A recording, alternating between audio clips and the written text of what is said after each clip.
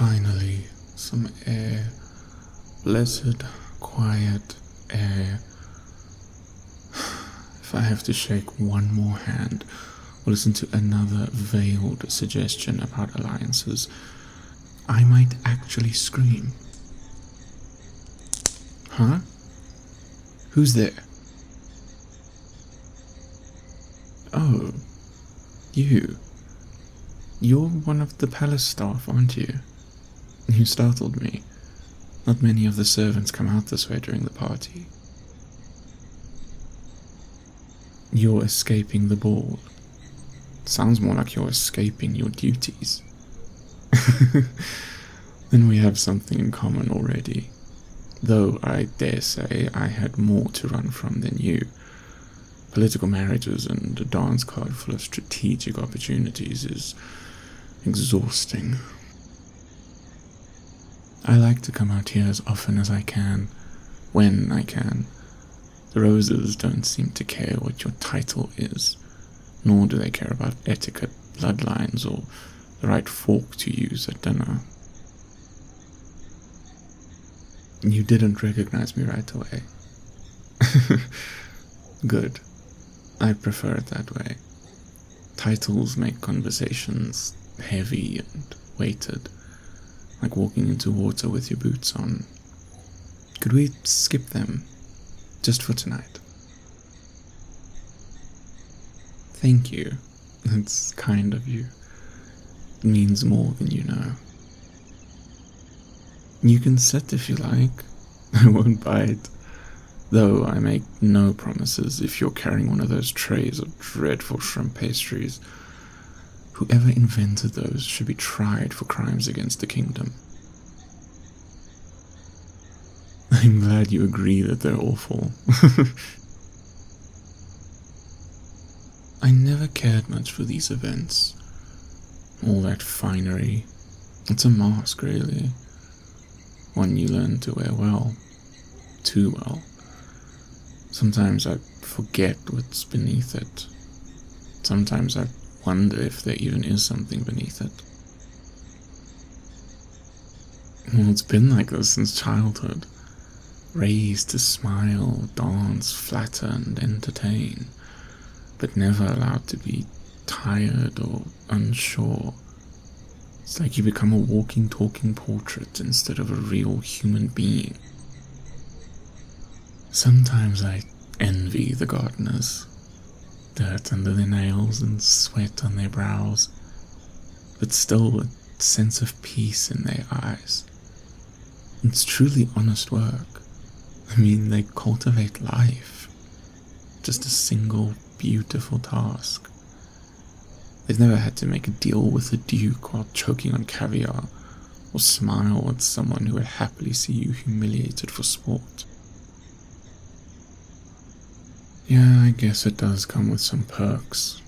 I mean, I have a palace after all, a name people bow to. What more could I want? What do I want? I just want to exist as I am. No expectations. Do you ever feel that? Like the life everyone sees isn't really yours. It's like you're acting in a play and no one gave you a script. And everyone's watching and you're expected to deliver your lines perfectly, but you're not even sure what the scene is about. Exactly. You know, you speak rather plainly. No, don't worry, it's refreshing. So what brought you out here, truly? Sneaking a moment away from the silver trays and linen napkins. Ah, the same weight I carry then. It's funny, for all their jewels and silk, the people inside rarely talk about what matters. But out here, under the stars, it feels simpler and more honest. I used to come out here with my brother. He'd sneak me out past my tutors and past the guards. He said the garden was where real thinking happened. He'd call the moon his silent confidant, and we'd lie on the grass and make stories out of constellations, pretend the stars could answer us. Yeah, people don't talk about him often. It's a shame you never got to meet him. We lost him several winters ago. He was in the city of Raiko when it was attacked. Another senseless loss in another senseless war. Now it's just me and the expectations. To be honest, I'm usually not sure who I am without them.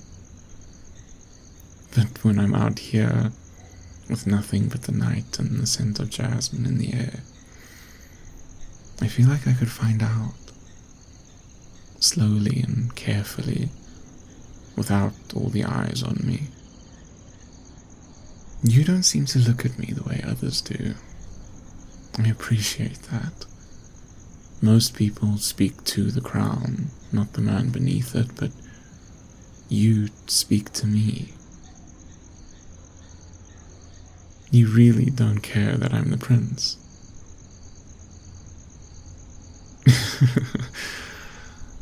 That might make you the only honest soul at this entire celebration.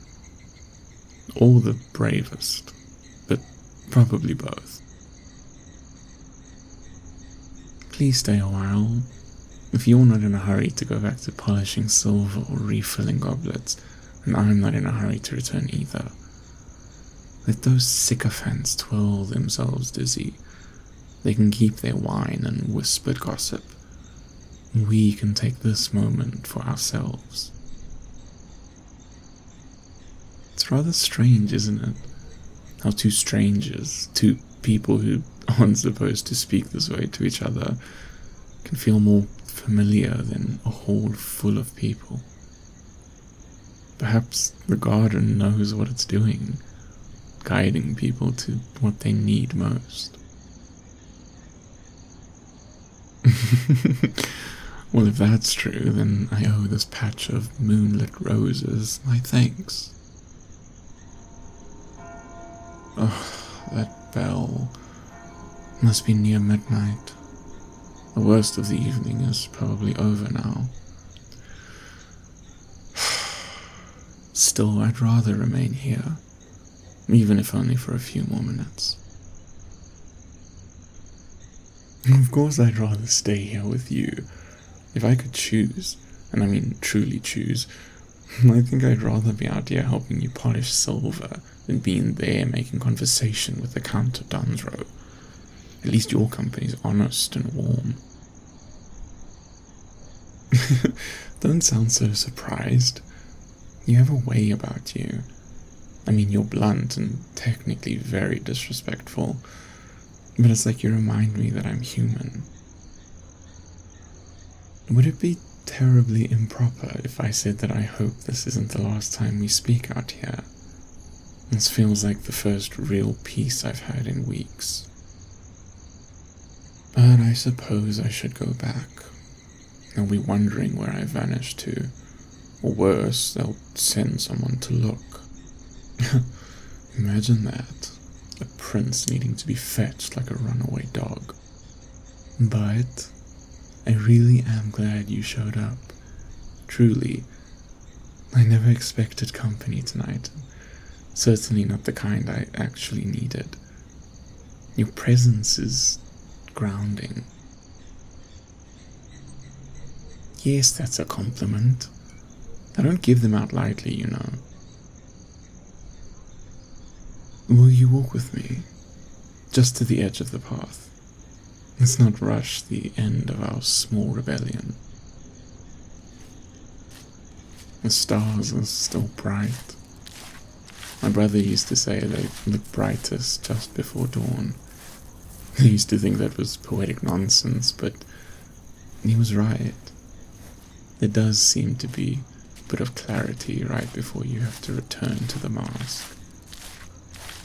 But you make it easy to forget I'm wearing one. That's a gift, one I won't take for granted.